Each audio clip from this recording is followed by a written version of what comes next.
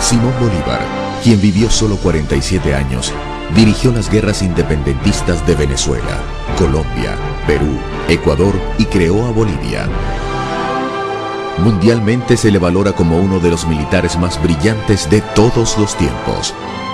Redactor de constituciones y proyectos de leyes, varias veces presidente, nacido en rica cuna y muerto pobre. Declinó la posibilidad de declararse emperador y el título que siempre prefirió fue el de Libertador. La biografía de Simón Bolívar.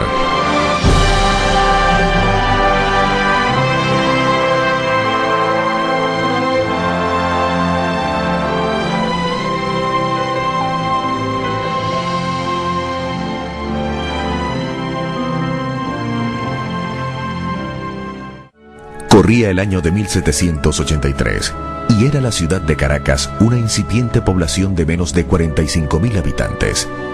Venezuela apenas tenía 6 años de existencia como capitanía general, pues antes había sido una simple dependencia del virreinato de Santa Fe de Bogotá. El futuro libertador, Simón Bolívar, nace el 24 de julio de 1783 en su mansión familiar de la Plaza de San Jacinto. Es el cuarto hijo de una de las familias más acaudaladas de Caracas. Su fortuna alcanzaba para la época más de 8 millones de dólares. Como su madre está muy delicada de salud, la tarea de amamantarlo correspondió a 2 nobles esclavas negras, Matea e Hipólita, a quienes el libertador recordará siempre con cariño. El infortunio lo alcanzará tempranamente, pues tenía 3 años de edad cuando muere su padre, Juan Vicente Bolívar y Ponte, coronel del ejército español. 6 años después, pierde a su madre. Muy niño, comenzó a dar muestras de su carácter recio e indoblegable. Habiendo muerto su abuelo don Feliciano Palacio, su tutoría quedó a cargo de sus tíos Esteban y Carlos Palacio, con quienes no se entendía muy bien. Con solo 12 años, huye de sus tutores y terminó interno en casa del maestro Simón Rodríguez. Trasladado contra su voluntad, se resistió diciendo que de sus bienes podrían disponer, pero no de su persona, pues en esta solo mandaba él. Simón Rodríguez, declarado partidario de la independencia de España, resultará un personaje clave en su formación, pues primero que nadie descubrió en Bolívar sus excepcionales cualidades. Usted formó mi corazón para la libertad, para la justicia, para lo grande, para lo hermoso. Le agradecerá muchos años después. Además de Simón Rodríguez, quien es un paradigma de la educación latinoamericana, precursor de la temprana estimulación de la inteligencia y del método de enseñanza para el trabajo, Bolívar contó entre sus maestros a Andrés Bello, el joven filólogo, gramático y codificador, mayor que el alumno solo 2 años, llamado a ser por su parte el humanista más influyente de Chile, con una obra escrita que trasciende en el tiempo como la primera gramática española del Nuevo Mundo. A los 14 años, Simón José Antonio de la Santísima Trinidad Bolívar Palacios ingresa al ejército de Su Majestad el Rey de España como cadete y ya subteniente. Se embarca en La Guaira, rumbo a Madrid, pasando por México y Cuba. Es el primero de una serie de viajes que completarán la formación del futuro estadista. La visión humanista del Libertador se explica por la intensa actividad intelectual desarrollada en los años de su juventud, cuando en Madrid vivió en la casa del marqués de Ustaris. Bolívar pudo conformarse con las clases de etiqueta, esgrima y baile, imprescindibles para un joven de su clase social, pero se inclinó por los estudios literarios y científicos. En París, frecuentó al sabio alemán Alexander von Humboldt. Fue a tertulias literarias, a salones de arte y a charlas científicas e históricas en diferentes capitales europeas. Y aún en Caracas se deleitó con jornadas culturales, las cuales después se convertirían en discusiones políticas. A los 20 años, Bolívar es por primera vez un hombre feliz. En septiembre de 1800 ya anuncia que quiere casarse con la distinguida joven María Teresa Rodríguez del Toro. 2 semanas después de casado, regresa a Caracas, donde monta un fondo de comercio, y ya lo han ascendido a teniente en el ejército de su majestad.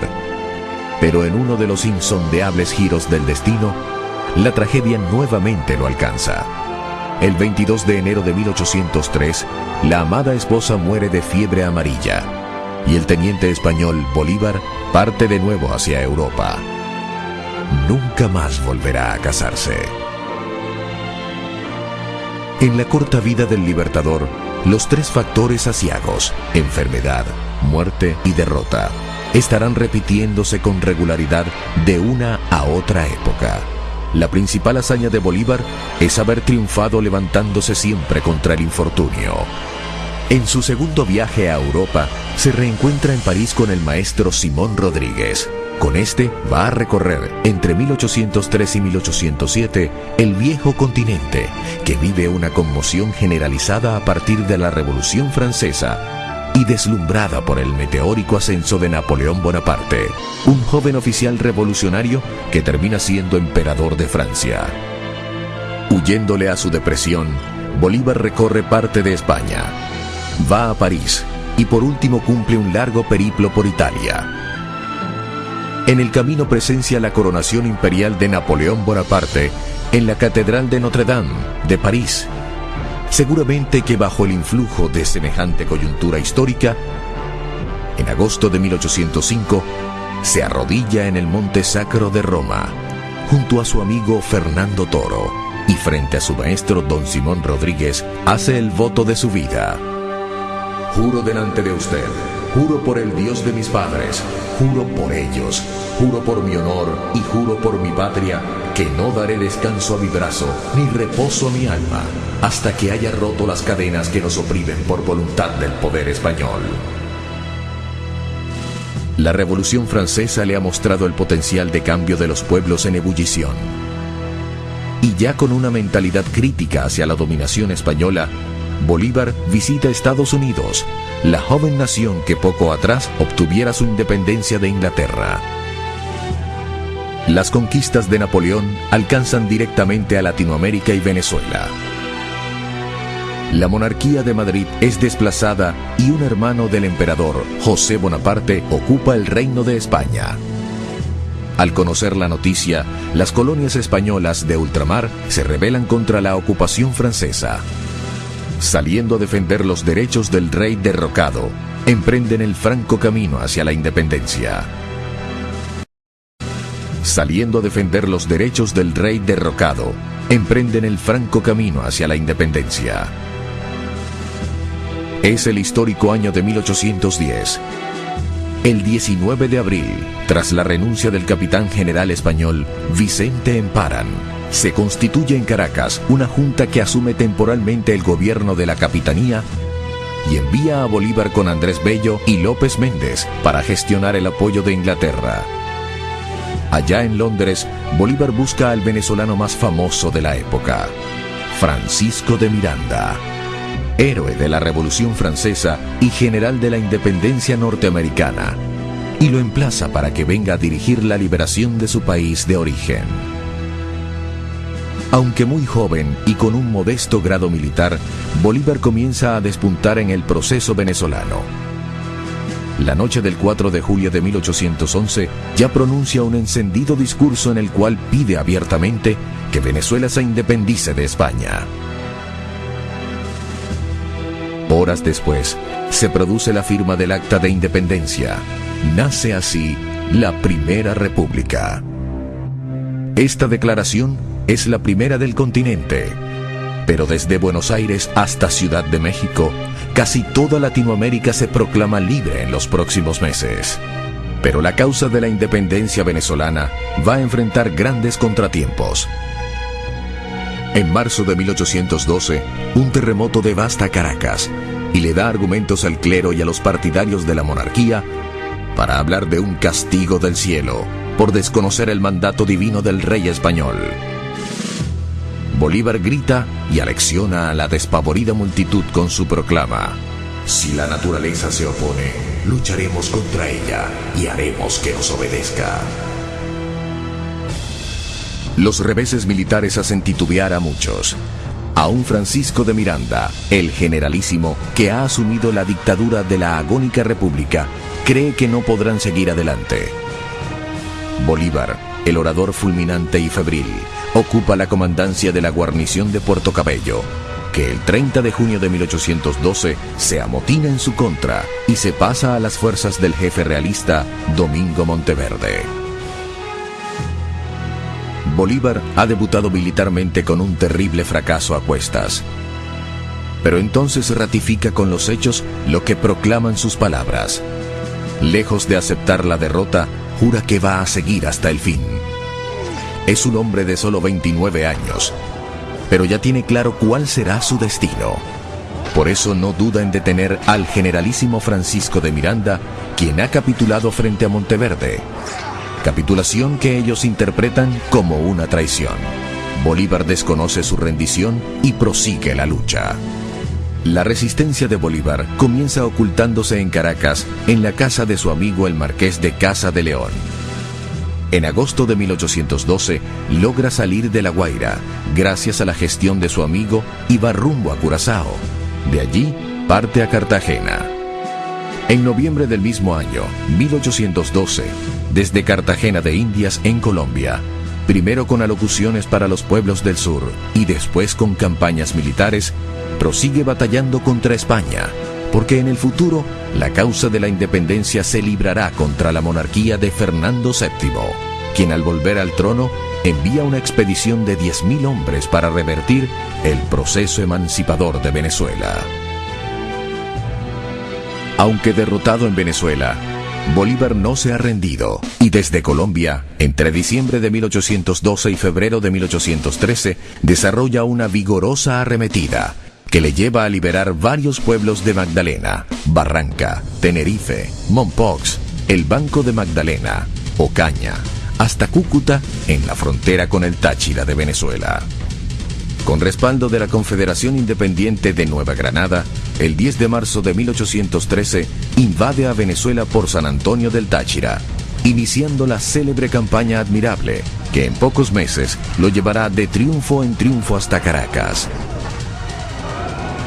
Con un ejercicio sorprendente de la audacia, la optimización de sus escasos recursos y notables hazañas militares, va de Cúcuta a Mérida, donde por primera vez lo aclaman como libertador.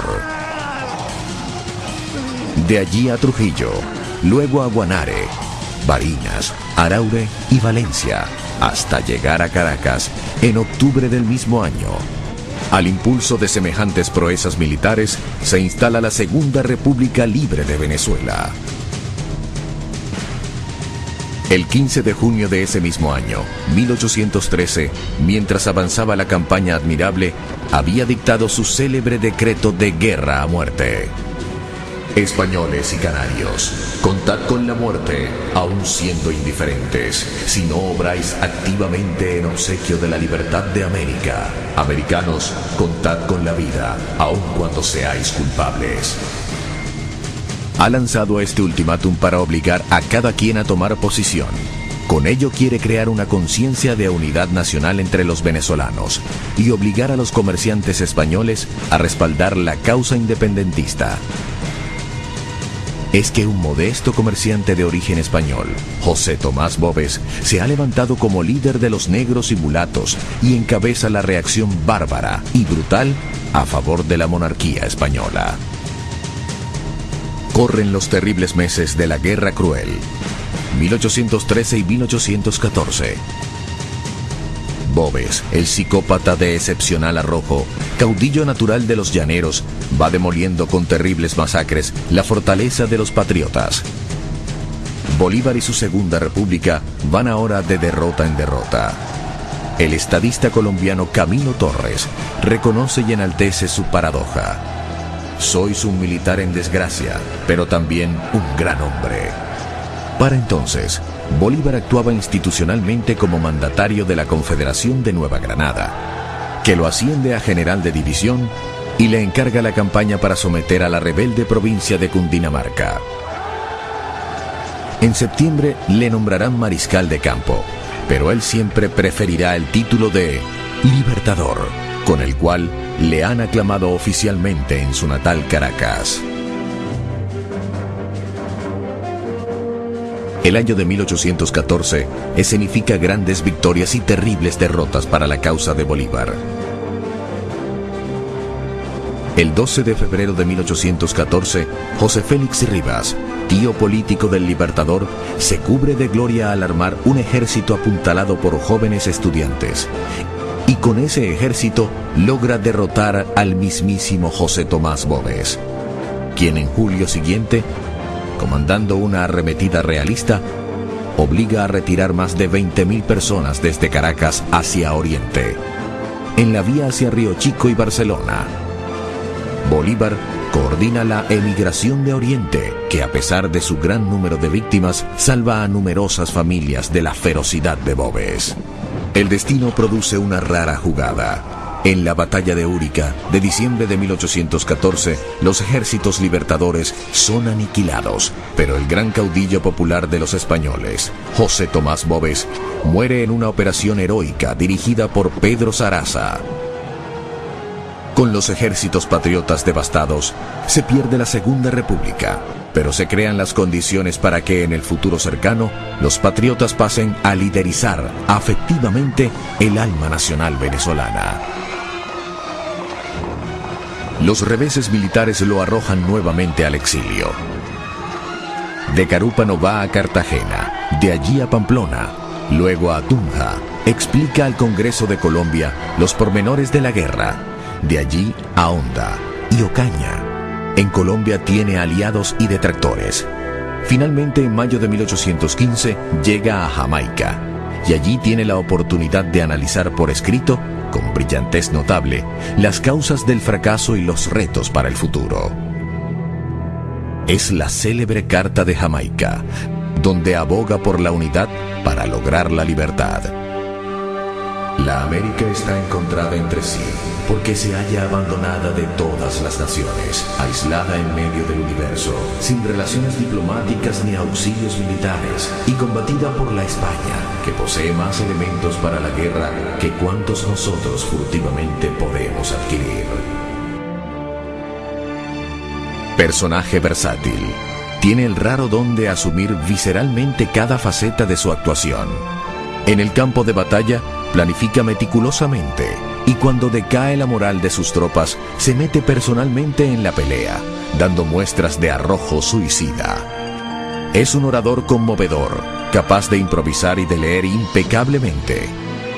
También escribe con sentido analítico, y sus ensayos incluyen sociología, historia, derecho y ciencia política.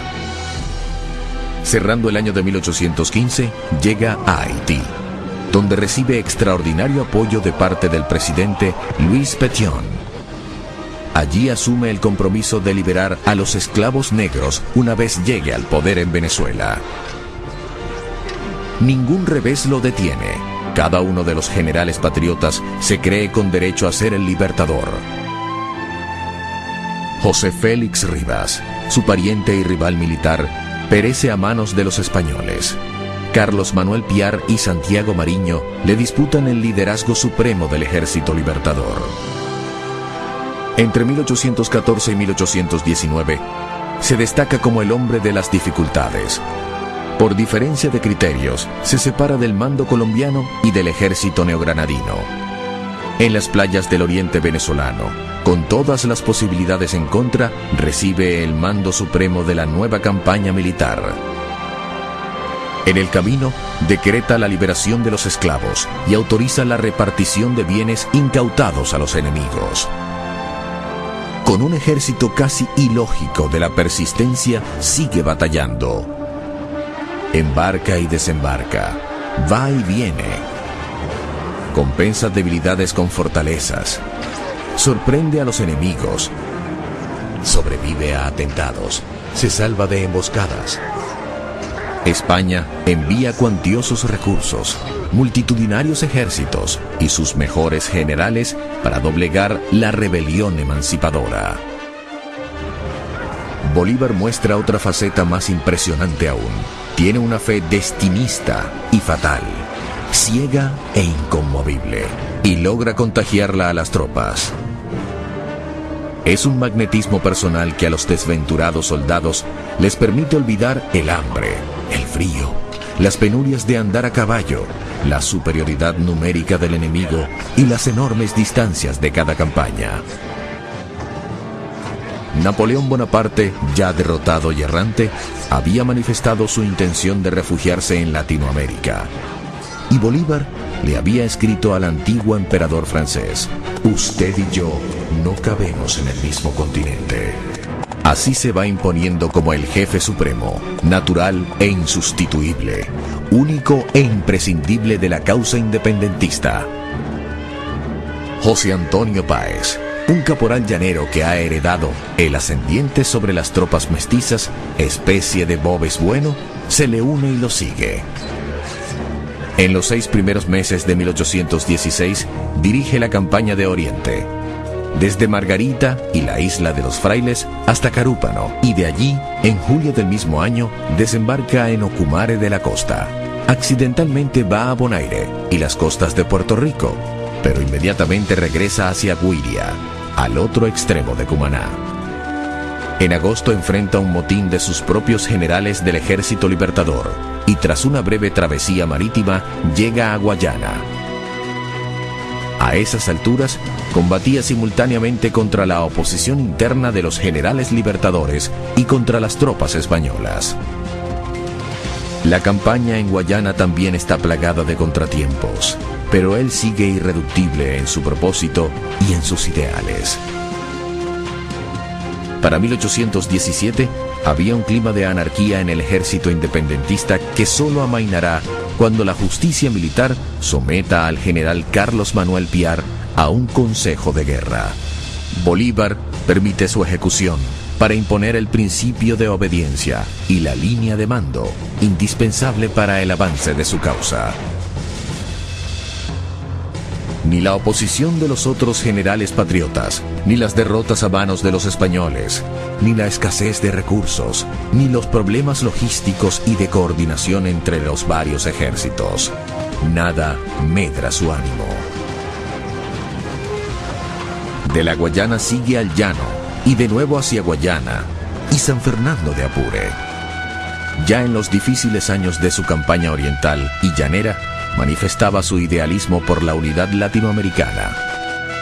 En julio de 1818 le había escrito a la comandancia del Río de la Plata, Argentina, diciéndole que cuando lograra el triunfo, Venezuela los convertiría en una sola sociedad, para que la unidad sea la divisa en la América Meridional. Para principios de 1819, el milagro se está logrando. Ha consolidado la independencia en la inmensa extensión territorial de Guayana, Oriente y el llano de Venezuela. Y el 29 de enero convoca el Congreso de Angostura, desde el cual ya no solo reta a España, sino que advierte a Europa entera sobre la imposibilidad de restaurar la dominación borbónica sobre los pueblos americanos. La República de Venezuela, por derecho divino y humano, está emancipada de la nación española y constituida en un Estado independiente y soberano. De ese Congreso de Angostura nace el proyecto de República de la Gran Colombia, que comprenderá a Venezuela, Colombia y Ecuador. Ahora es un estadista que habla de democracia, contra los gobiernos personalistas y defiende los sistemas populares. Pero en vez de deleitarse con la victoria en Venezuela, se va a Colombia, porque teme una reinvasión española a través del vecino país. En territorio colombiano, deslumbra con sus proezas militares. En una penosa odisea de casi 4 semanas, logran cruzar sigilosamente, mal vestidos, con escasas provisiones, agobiados por el terrible frío y el hambre, la cordillera de los Andes y el gélido páramo de Pisba, y tras haber perdido muchos de sus soldados, caballos y mulas, caen por la retaguardia y derrotan en la batalla de Boyacá a las tropas del general Barreiro, a quien incluso hacen prisionero. Ha vencido sobre el frío y la muerte. En 1819 se consagra como uno de los jefes militares más grandes de todos los tiempos, con operaciones tácticas que aún se estudian en las academias castrenses del mundo entero. Se ha ganado así el respeto de la corona española, que acepta negociar un armisticio. En Santa Ana de Trujillo se reúne con el general realista Pablo Morillo y acuerdan una regularización de las hostilidades, con canje de prisioneros y un temporal cese al fuego. 10 años después de haber comenzado la pelea, finalmente está en condiciones de negociar con España. Cuando comenzó su gesta apenas dirigía cuadrillas de soldados sin uniformes, sin disciplina, descalzos y desarmados. Ahora comanda un verdadero ejército nacional y su política recibe apoyo diplomático y militar de Inglaterra, la otra gran potencia mundial que competía con España por la primacía en América. La tregua firmada entre Bolívar y Morillo permite la reorganización de cada bando con miras a la batalla final, que se va a librar el 24 de junio de 1821 en la sabana de Carabobo. La batalla de Carabobo constituye una de las proezas militares más grandes de todos los tiempos. Los patriotas baten a un enemigo infinitamente superior en fuerza, en recursos logísticos, en caballos y armamento. La victoria es tan impactante que sella la independencia de Venezuela y debilita al imperio español en todo el continente. Progresivamente van alcanzando su independencia México, Guatemala y Santo Domingo en República Dominicana.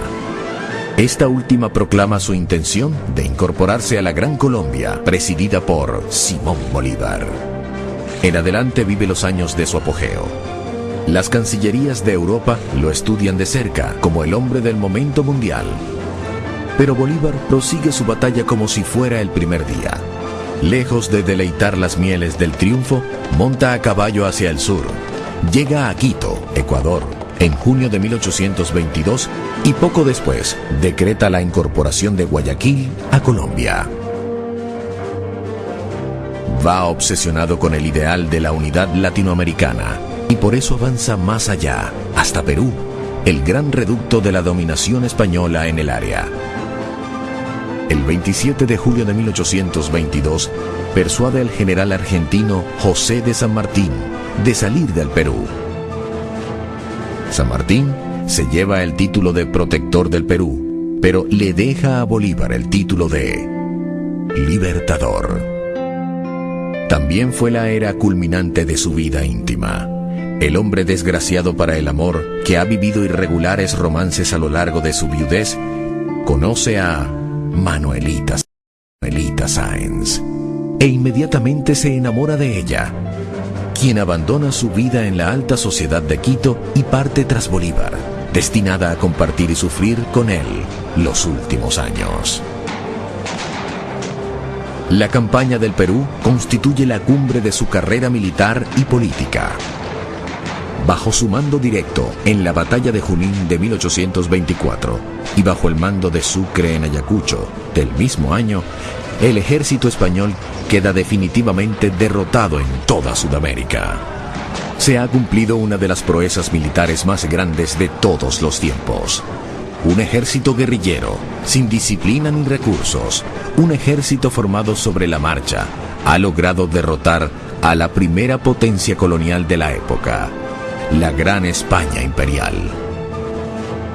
Uno de cuyos soberanos, Carlos V, decía que en su reino nunca se ponía el sol. 1825 va a ser en perspectiva el punto de quiebre. Alcanza el mayor poder porque incorpora Perú a la Gran Colombia.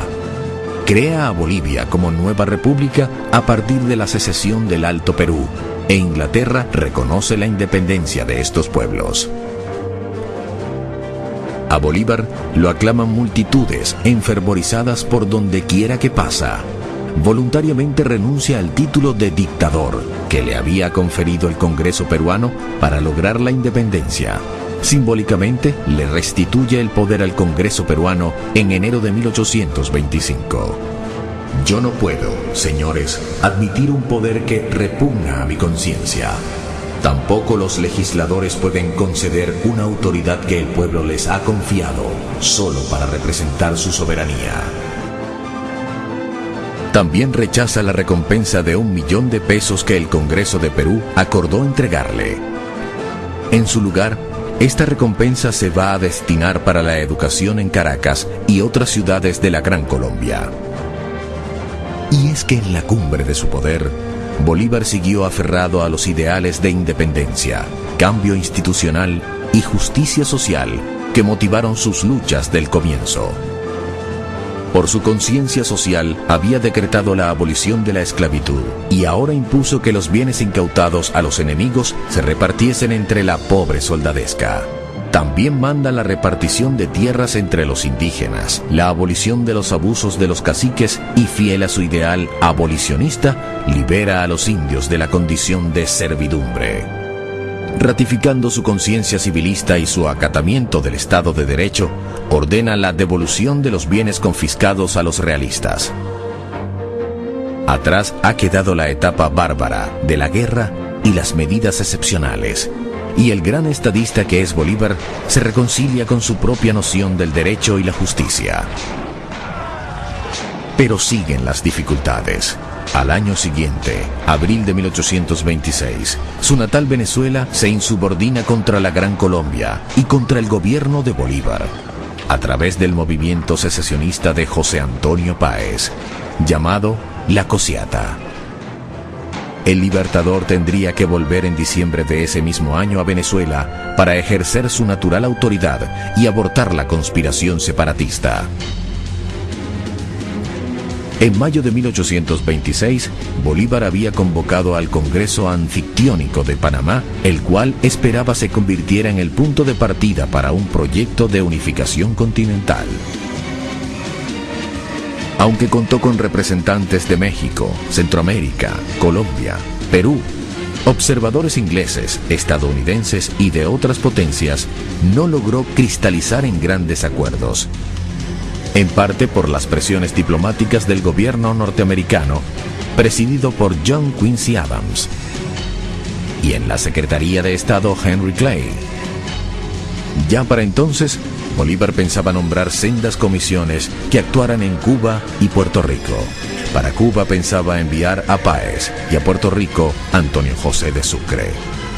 Los Estados Unidos de Norteamérica parecieran destinados por la providencia para plagar de hambre y miseria a la América Latina en nombre de la libertad. Más allá de sus méritos militares y políticos, en Bolívar sobresale la visión futurista que apostaba por la unidad regional y continental, para crear en Latinoamérica un polo de desarrollo integral. Presentía con notable agudeza que nuestros pueblos quedarían en desventaja frente al potencial militar, tecnológico y comercial de Estados Unidos. La suya fue una propuesta para equilibrar la balanza de poder en el continente. Creía en Latinoamérica fuerte, unida, autónoma y autosuficiente, con capacidad de mejorar el nivel de vida de sus habitantes e influir protagónicamente en el destino mundial. pero la dimensión de su sueño conspiraba contra la posibilidad misma de materializarlo. En la época de las precarias comunicaciones, de las inmensas distancias en carruaje y a caballo, sin telégrafo ni ferrocarril, la enorme extensión de la Gran Colombia apuntaba contra su gobernabilidad. Era inevitable que Caracas recelara del asentamiento capital en Bogotá, que Lima aspirase a mantener la jerarquía de virreinato que había tenido en la colonia. Las rivalidades locales no se habían atenuado. En Ecuador, Guayaquil seguía recelando de Quito. En Perú, las élites tradicionales que no aceptaban la independencia de Bolivia. En Venezuela, José Antonio Páez. En Ecuador, Juan José Flores. Y en Colombia, Francisco de Paula Santander. Bolívar ha proseguido la forja de su proyecto. Él sigue soñando en grande, a pesar de que ya tiene muy avanzada su enfermedad, que su cuerpo está notablemente minado. Mantiene un ritmo agotador de trabajo. Dicta correspondencias, discursos, proyectos de leyes y providencias administrativas.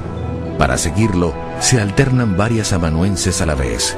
Su horario es de 15 y 18 horas de despacho. También se desplaza personalmente y en extenuantes jornadas a caballo va de Lima a Bogotá, de allí a Maracaibo y Puerto Cabello, hasta Caracas, luego a Cartagena y cerrando el año 1827 está de nuevo en la capital de la Federación. En Bogotá, capital de la entidad que comprendía todavía a Bolivia, Perú, Ecuador, Venezuela y por supuesto Colombia, se desempeña como un magistrado civil, acatando respetuoso la autoridad del Congreso, incluso cuando ese Congreso toma decisiones contrarias a sus proposiciones. Bolívar legisla, organiza, planifica, administra y decide, pero los más importantes personajes de la Gran Colombia apuestan a dividirla en varios pedazos para repartirse a cada cual un coto de influencia. Las diferencias con Santander, el vicepresidente colombiano, provocan la ruptura. Con la salud minada, pues ya sufría frecuentes ataques de fiebre y delirio propios de su mortal enfermedad, Bolívar se mostraba dispuesto a dejar el poder, ofrecía su renuncia, pero el Congreso Gran Colombiano, por las mismas rencillas entre los jefes locales, la rechazaba. El eje de la discordia era la animadversión entre Páez, el dirigente de Venezuela, y Santander, el dirigente de Colombia. Las rencillas han abortado el Congreso de Ocaña y ya se perfila la próxima división de la Gran Colombia. Bolívar ahora se ve obligado, el 20 de septiembre de 1828, a asumir poderes dictatoriales en Bogotá. Desesperadamente buscaba a toda costa salvar la gobernabilidad de la gigantesca federación que constituía su mayor sueño. Entonces, la reacción antibolivariana estalla. Las apetencias personales y las diferencias políticas logran desdibujar la buena imagen del hombre que ha sacrificado todo por el ideal de la América libre y unida. En Colombia, la oposición en su contra es tan exaltada que intentan asesinarlo el 25 de septiembre de 1828. Esa noche, la valentía de su compañera, Manuelita Sáenz, le salva la vida milagrosamente. Lo hace saltar por un balcón mientras ella sale a encarar a los asesinos. La mujer que ha dejado todo por el amor será conocida en adelante como la libertadora del libertador. La investigación sobre el frustrado magnicidio pone en evidencia las profundas divisiones de la sociedad grancolombina. Varios de los responsables son condenados a muerte. Todo esto agudiza la tensión y le da argumentos a los opositores. Perú es el primer país en separarse formalmente de la Gran Colombia, pero en Venezuela resurge con más fuerza el movimiento autonomista, nuevamente centrado en José Antonio Páez. Así llegamos al fatídico año de 1830, en el cual Bolívar conoció varias muertes. Primero, vio perecer su proyecto de unidad continental. Después, constató cómo muchos de sus más antiguos colaboradores se manifestaban en su contra. Perdió a Antonio José de Sucre, asesinado por los enemigos precisamente para impedir que sucediera al libertador. perdió el poder. Su presencia fue prohibida en Venezuela y por último, perdió la vida. En enero de 1830 se había instalado un Congreso Constituyente en Valencia, Venezuela, el cual, tras varios meses de sesiones, acordó separarse de la Federación y suspender relaciones con Colombia mientras Simón Bolívar permaneciera en el territorio de ese país. Ya en los últimos meses, es un hombre muy debilitado. Había perdido mucho cabello, tenía las mejillas hundidas, los ojos sin vigor. Parezco un viejo de 60 años, confesaba entonces. El 3 de mayo de 1830 dejó la presidencia de la también agonizante Gran Colombia. Se despide de Manuelita Sáenz con una ferviente carta. 5 días después, inició viaje por el río Magdalena y en Cartagena, para mayor aflicción, se enteró de la muerte de Sucre. Su último viaje fue también el más triste. Buscaba salir de Colombia para embarcarse hacia Europa y morir en el exilio. Pero la gravedad no le dio tiempo. Estaba profundamente deprimido. Se comparaba con Cristo y el Quijote, concibiéndolos como otros soñadores de imposibles. He arado en el viento, he sembrado en el mar, he sido víctima de mis perseguidores, que me han conducido a las puertas del sepulcro. Yo los perdono. El 6 de diciembre hace una parada forzosa en Santa Marta y se aloja en la propiedad de don Joaquín de Mier. Lo recibe en silla de brazos su amigo, el médico Próspero Reverén. Venía pasando una temporada de angustia, agotamiento y espanto. Atribuía a la bilis el tormento de su gastada humanidad. Padecía gastroenteritis, cólicos, dolores de cabeza y trastornos digestivos. También desgastó a Bolívar la magnitud de las distancias. Pero sobre todo le afectó la magnitud del reto. El proyecto de unidad continental, que hoy ensalzamos como visionario, fue simplemente una utopía para la época. Está profundamente débil. No puede sostenerse por sus propios pies, pero no pierde la lucidez mental. Aconseja la paz y la concordia. Le cuesta dormir, no quiere comer, siente dolores en el pecho, llega el hipo y se agrava. Un día después de recibir la extremaunción, otorgó testamento repartiendo los pocos bienes que le quedaban y firma su última proclama, dirigida a la Gran Colombia, que seguía siendo su país, pues no concebía a Venezuela aislada, ni Ecuador, ni Bolivia, sino todos formando parte de su irrenunciable sueño. Colombianos, mis últimos votos son por la felicidad de la patria. Si mi muerte contribuye para que cesen los partidos y se consolide la unión, yo bajaré tranquilo al sepulcro. En los días siguientes, la situación se agrava y el 17 de diciembre, a la 1 de la tarde, todo había terminado. Comienza ahora su vida en la inmortalidad.